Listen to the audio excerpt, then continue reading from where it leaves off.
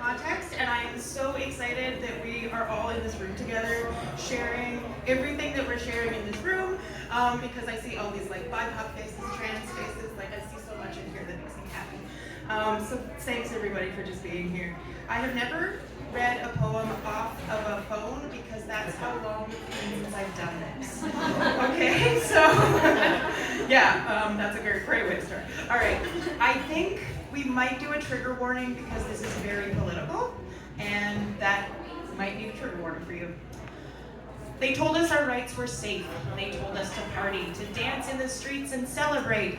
Forgotten were the riots of yesterday. They told us to commercialize and buy, don't cry.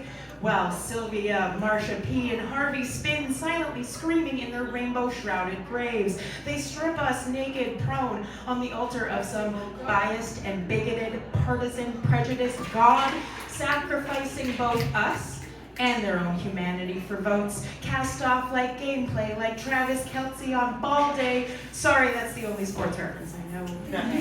On the heels of the news that Chick-fil-A will nest in Edmonton, no coincidence perhaps that Marlaina and Bigot Bird call themselves restaurateurs. There's no hell quite like a hot, steamy kitchen.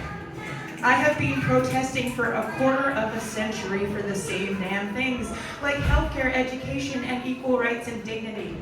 And I will continue to rally until there is no light left within me. For my sisters and brothers and siblings, my nieces and nephews and nibblings, this family no less real than one born from blood can be.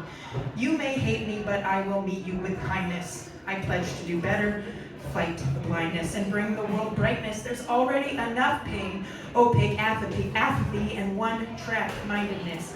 I will speak loudly so that you do not have to, and I will fight for everyone's rights, even the ones that defend you too. We huddle inside at a queer trans book launch for the fluid and gender-fucked. Florence prescribes palliative care as our right to be rests on life support. Just a bunch of weirdos in this lovingly accented basement, a Jasper Ave safe space below the depths, sharing tips and tricks on how to simply exist. While the powers that be play with our souls, less like a chess piece and more a dirt city's own monopoly. I have been doing this for most of my life. I'm sick of this shit, and I will keep doing it steadily on my way to a raging granny.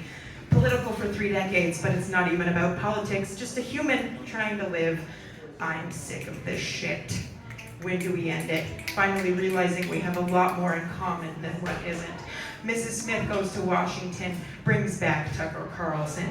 Next, Jordan B. Peterson. Oh, what fresh hell is this? Yeah,